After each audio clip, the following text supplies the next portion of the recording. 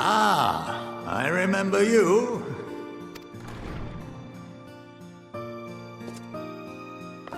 I pray we have not caught you at an inopportune moment. We wanted to offer our thanks for your kind words in the forum.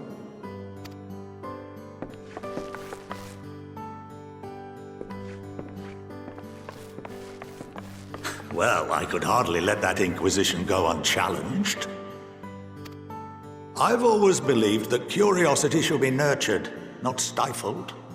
Thankfully, a majority of my colleagues agreed. A slender majority, aye, but a majority nonetheless. Had the vote not gone our way, we would be having a very different conversation, if any at all. Though I'd like to think you would have not given up on our cause. I'm told you paid a visit to the Annex afterwards. Yes, that's right. I was hoping to speak with the grandchildren of my dearly departed friends Galuf and Louisoix in a less dour setting. But it seems I just missed you.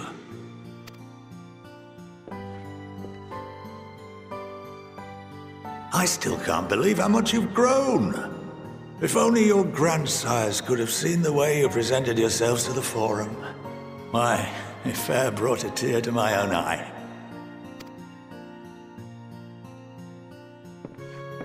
You must have the patience of a saint, putting up with this lot and their antics.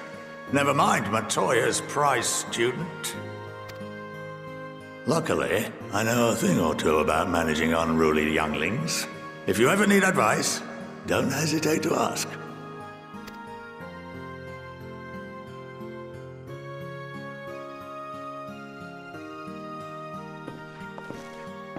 If I may, there is a rather more pressing matter we wish to discuss. What can you tell us of this duty that the Forum must fulfill? Nothing, I'm afraid. Like all humble servants of the Forum, I am sworn to secrecy. Or rather, I couldn't tell you if I tried. Our duty is of the gravest importance. Furthermore, if the particulars were made public, it would incite widespread panic. As such, those entrusted with this duty have been bound by an enchantment, which prevents us from speaking of such matters without the express permission of the Forum. How is that even possible? It's been some time since I last gave a lecture. Please, take a seat.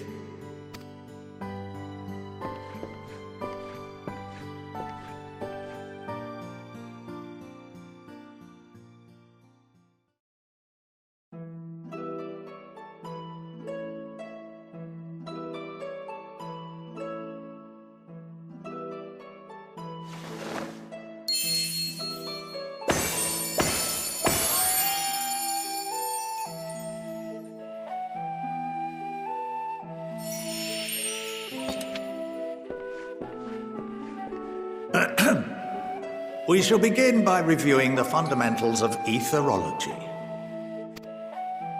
The ether, which imbues us with life, can be categorized into three forms. Two are of the incorporeal sort, the soul and the memory. Can anyone tell me the third?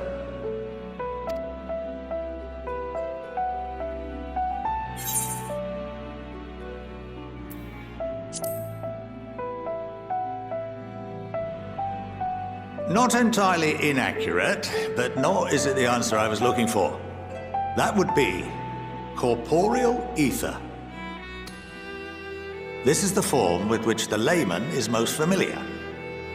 Consumed by even the simplest of daily activities, and replenished by the food and drink that sustain us, this form of ether is in constant flux. In contrast, the ether that comprises the soul is rarely subject to dramatic change. The same can be said for memory, as the two are intrinsically linked.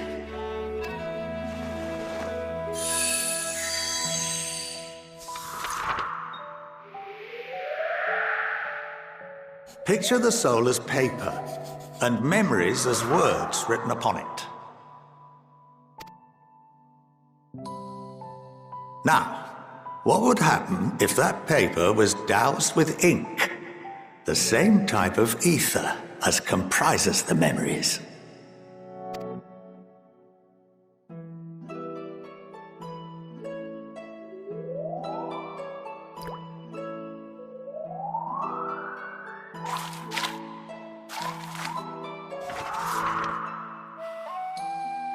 It would blot out everything that was written. Precisely. We would be unable to recall the memories, and any activities that depend upon them would be hindered as well. In fact, this exact phenomenon was observed on a vast scale not so long ago. And what might that have been?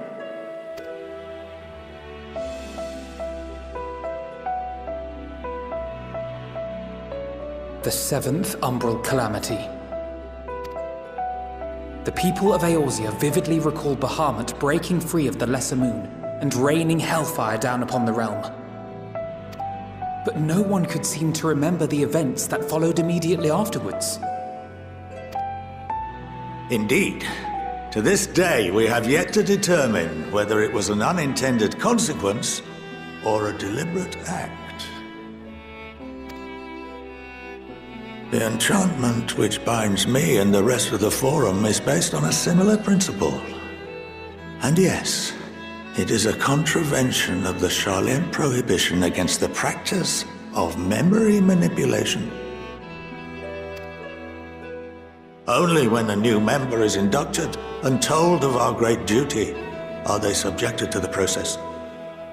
A necessary evil. You have my word that it would never be used to manipulate the populace? I should hope not. But can this enchantment be dispelled and your memories restored? If 9/10 of our members give their approval, then the process may be reversed. Then, and only then, would we be able to speak freely to others of our sacred duty. Barring that, we must wait until we return to the ethereal sea.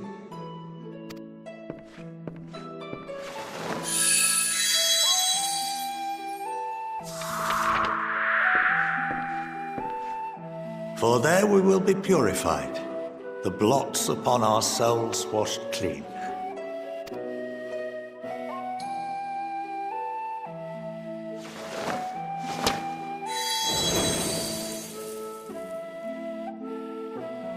And our memories drift apart and dissolve, rather defeating the purpose, I suppose.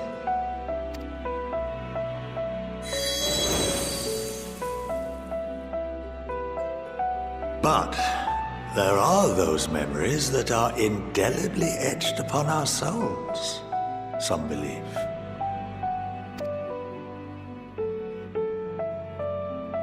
What happens after that? We are reduced to pure ether, coalesce with that of others, and create souls anew. Alternative schools of thought assert souls remain whole and return to the corporeal world, reborn into another form. Both theories have their proponents. Personally, I consider each equally probable.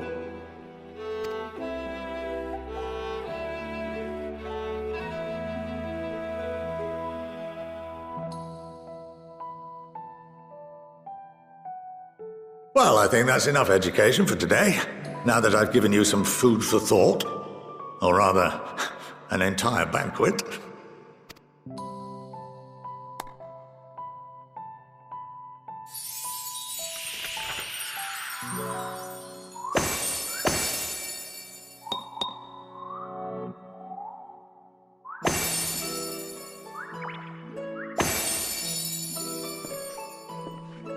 I would remind you that although I'm unable to assist you with certain matters, the resources at my disposal may still be of use to you. I'll arrange for you all to be given the run of Phenomenon. Of course, as associate to our alumni and the students of Baldessian, this privilege is extended to you as well, my friend. and I suggest you speak with Ki Aliapo. She's well known among the artisans of Sharlayan, and her network of contacts may prove useful in your search for knowledge. I wish you all the best in your pursuits, wheresoever they may take you.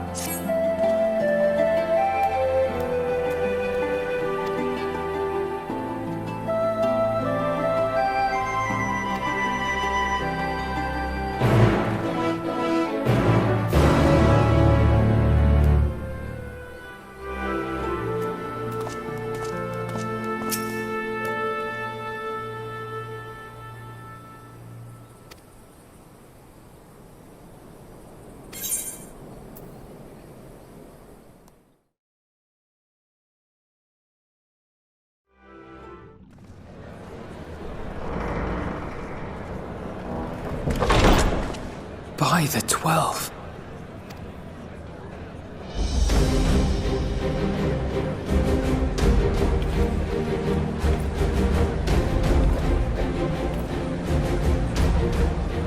Glad you could join us. I hope you don't mind, but we went ahead and started without you. As you can imagine, our traveling companions were eager to become acquainted. 'Tis a rare thing indeed to see such a diverse and talented group of individuals assembled for a single purpose.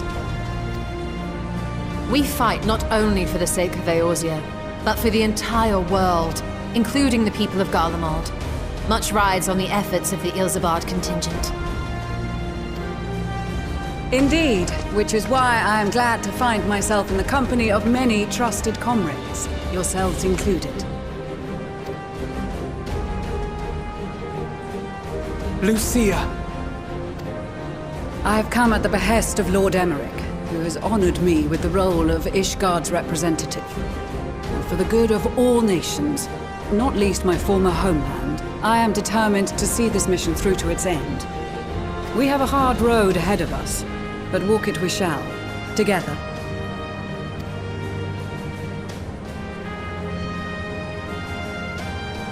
We too welcome this opportunity to work together once more. I have faith that, if there is a way to resolve this conflict, we will find it.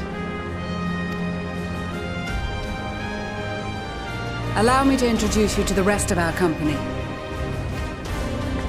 Everyone!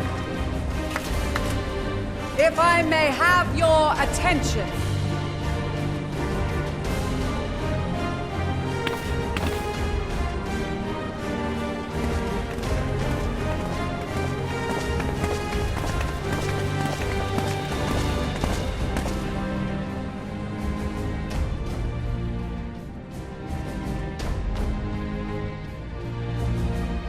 Might I ask you to speak first?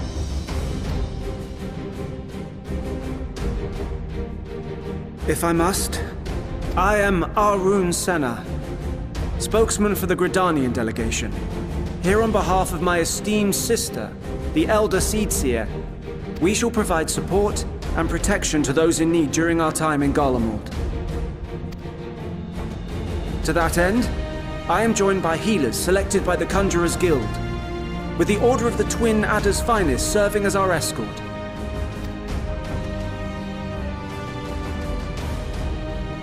Suppose I'd better say my piece.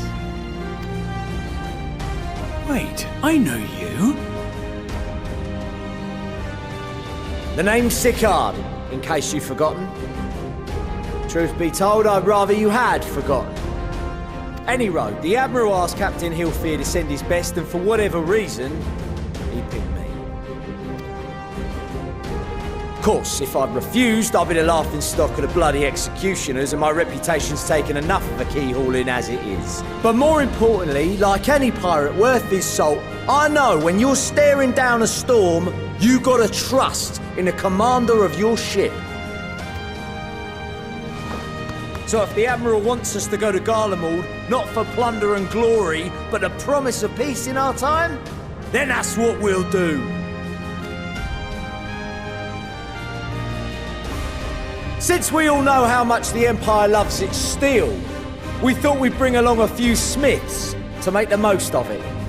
Give them a pile of scrap and they'll cobble together anything you fancy.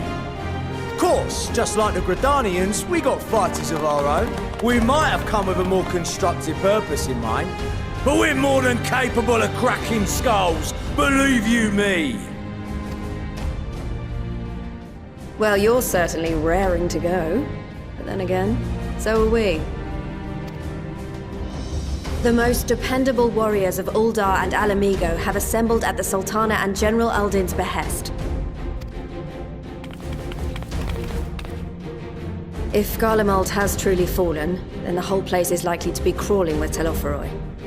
We'll need plenty of troops to clear and hold a path for others to follow. That's where we come in.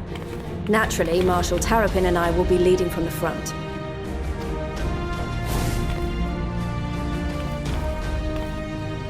It's been some time since I last saw you in your element on the battlefield.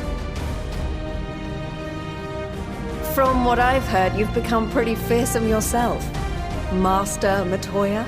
The Avatar of Destruction?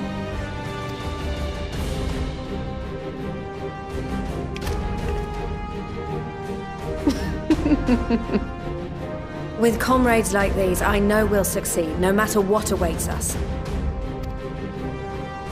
And then we might finally get a chance to enjoy a good long rest. But until then, let's give it our all.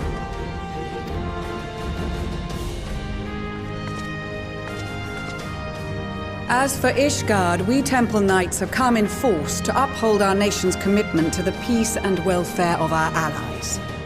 The bitter cold of Garlemald is a formidable enemy in of itself. Our experience fighting in ice and snow will prove invaluable in the days ahead. Accordingly, I have been designated commander of the Ilsabard Contingent. I will do all in my power to provide you with the leadership and guidance you require. The four high houses, House Hylinart foremost among them, have arranged for a host of machinists to join us on our mission. Their knowledge of Imperial Magitech is sure to be a great boon. They will address any problems of a technical nature, together with the smiths of Limpsa Lomitsa. There is another awaiting introduction. Lord Emanolain! Ah, yes. Emanolain de Forton, at your service. Though, lest there be any misunderstanding, I should stress that I've not become a fearsome warrior while you were away. Rather, far from it, actually.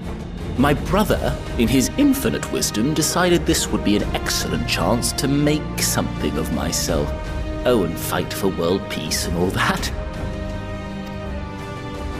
But, should the opportunity arise for a spot of ballroom dancing, I will be your twinkle-toed gentleman of light.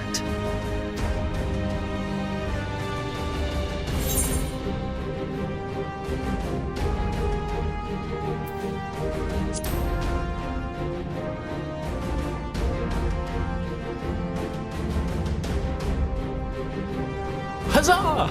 I cannot wait to regale A-Ruhn with my tales of daring-do. I believe that concludes introductions for the Grand Company of Eorzea.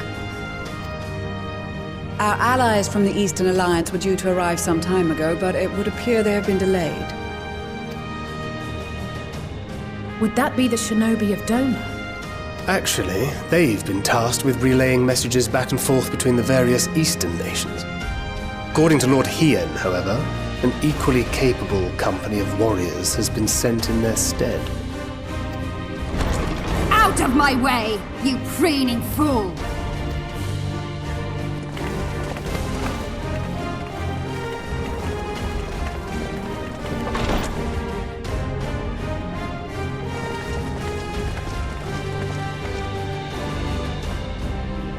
Forgive us for coming late. We are the delegates of the Eastern Alliance. Cyrena, and you've brought company. For battle and blood we come, as a step is sorely lacking in both. No towers befoul our lands, so we marched on those of Doma, only to find them beyond our reach. But now our thirst for slaughter will be slaked. No quarter to the enemy! Sadu Hatun, no. We go to make peace with the Iron Men, not war.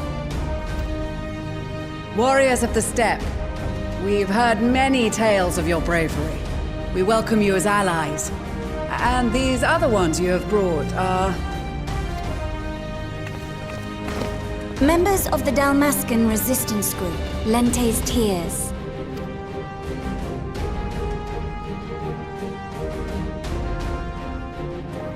And the Bosnian resistance. Between them, they have a wealth of experience in espionage, and are particularly adept at infiltrating Imperial facilities, which is fortuitous, since Garlemald's domain is so vast that I could never hope to handle reconnaissance duties all by myself. Dalmasca, Bosnia, Alamigo. All lands which have suffered the tyranny of the Empire. I would never presume to question your motives. Nevertheless, I must reiterate that our goal is to aid the victims of the Telophoroi, the common folk of Garlemald. And they are victims, make no mistake. Though I understand that many may struggle to see them as such. You're more right than you know. For every one of us that answered the call, there were a dozen that refused. Not only in Alamigo, but everywhere we went. And who could blame them? The Empire's always been the enemy. But after seeing what we've seen, fighting and working against and with Garleans, there's no denying the simple truth. They're just people. No different from you or I. They've got their share of liars and murderers, but so do we. So do we all. Fordola, who once swore herself to Garlemald, has proven herself a trusted ally time and time again. Every Eorzean here knows Cid Garland, the Imperial defector who shared with us countless technological wonders. Gaius bloody Baelsar himself is working to help rebuild Whirlid, a nation he once conquered.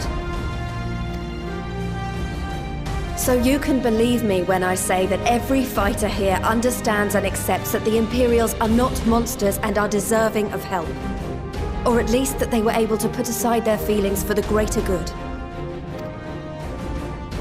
It won't be easy, but we're all determined to make this world a better place.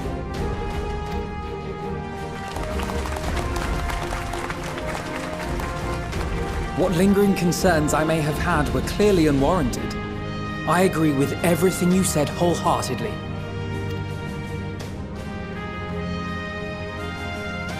Then we are in accord. Now, let us review our strategy. To reach the Garlean capital in northern Ilsabard, we must cross the central mountain range. Fortunately, Garlond Ironworks can provide aerial transport, sparing us this most treacherous part of our journey. However, attempting to fly any closer to Garlemald would attract the attention of the Telophoroi. As they appear to have seized control of the majority of the Imperial military, we must assume that includes its fleet. In addition, Garlemald possesses devices that can interfere with airship navigational systems, further discouraging an airborne approach. Given the circumstances, the closest we dare deploy our contingent is an area between the range and the capital, the Magna Glaciers. From there, we must travel the rest of the way on foot. We will also need to bring the airships with us to ensure we can withdraw with haste. Although much of the terrain will be blanketed in snow, we should be able to make use of local roads and shipping facilities. The vast ice field will afford us an unobstructed view of the surrounding area.